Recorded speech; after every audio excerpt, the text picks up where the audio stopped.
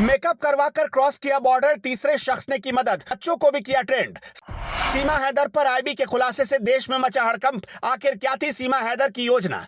सीमा को भारत में घुसपैठ के लिए पेशेवर लोगों ने की मदद। आईबी जल्द उठाएगा साजिश से पर्दा। पाकिस्तानी सीमा हैदर मामले की जांच कर रही केंद्रीय जांच एजेंसियों को अहम जानकारी मिली है।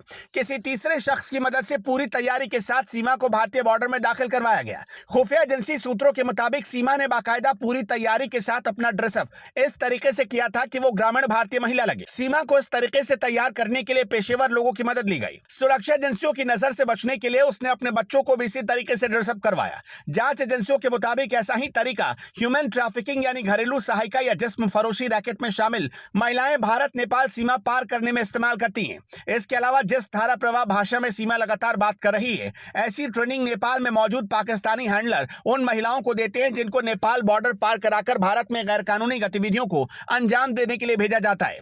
भारतीय खुफिया और जांच एजेंसियों की जांच के दायरे में अब ऐसे एजेंट भी हैं जो इस तरीके की खास तैयारी कराते हैं, भारत में अवैध तरीके से लोगों को घुसवाने में मदद करते हैं। खुफिया सूत्रों के मुताबिक भारत नेपाल सीमा पर 13 मई को सीमा हैदर सचिन के भारत में एंट्री के दावों की तस्दीक फिलहाल केंद्रीय एजेंसियों की जांच में नहीं हो सकी है, क्योंकि दोनों भारत में एंट्री का यही दिन बता रहे हैं।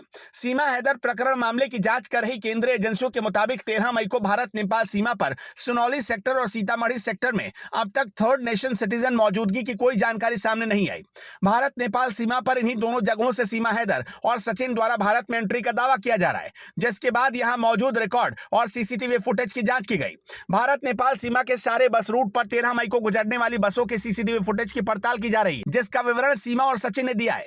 थर्ड नेशन सिटीजन यानी भारत नेपाल के अलावा किसी तीसरे देश के नागरिक का भारत नेपाल सीमा पर मौजूद होना और उसे पार करने की कोशिश करना। भारत नेपाल में मैत्री समझौता होने के नाते इन दोनों देशों के अलावा अगर किसी तीसरे देश का नागरिक यहां पर आता है तो उसकी सूचना तुरंत यहां पर मौजूद एजेंसियों को स्थानीय पुलिस को देनी होती है और भारत की संबंधित एजेंसियां अपनी जांच शुरू करती है। इसके अलावा मल्टीटास्किंग एजेंसी टीम जिसमें आईबी, कस्टम, इमिग्रेशन, सशस्त्र सीमा बल, फॉरेस्ट डिपार्टमेंट और यूपी बिहार की पुलिस के सदस्य शामिल हैं। उन्होंने भी रिपोर्ट केंद्रीय जांच एजेंसियों को सौंपी है, जिसके मुताबिक भारत नेपाल बॉर्डर पर 13 मई के दिन किसी तीसरे देश के नागरिक को नहीं देखा गया। भारत नेपाल सीमा पर स्थित चारों आईसीपी यानी इंटीग्रेटेड चेक पोस्ट के रिकॉर्ड की जांच की जा रही है कि कहीं उन जगहों से थर्ड नेशन सिटीजन की एंट्री तो नहीं हुई, जिसमें सुनौली, बहराइच और रक्सौल शामिल है। सीमा को लेकर ऐसे सवाल हैं जो कि उसके पाकिस्तानी एजेंट होने की तरफ इशारा करते हैं। सबसे पहला सवाल, 4 बच्चों की मां खुद को पाकिस्तान के छोटे शहर से बताती है, लेकिन पबजी गेम में दिन भर व्यस्त कैसे रहती है?